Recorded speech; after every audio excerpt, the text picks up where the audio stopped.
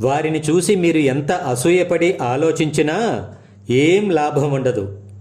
నాకు అదే అర్థం కావడం లేదండి. అయినా అంత మాట అన్నారేంటి? అంటే అన్నారు కానీ తప్పు ఎక్కడ జరిగిందంటారు? తప్పు కాదు, ఘోరం జరిగిపోయింది.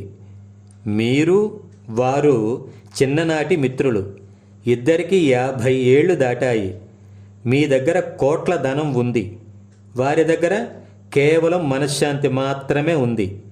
గమ్మత్తేంటంటే ఏమీ లేని వారిని చూసి అన్నీ ఉన్నా మీ జీవితం వ్యర్థమని మీకు అర్థమైంది.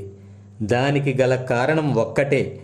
చిన్నప్పటి నుంచి ఏది శాశ్వతమో దాని మీద వారి సమయాన్ని వెచ్చించారు, చిదానందుడయ్యారు.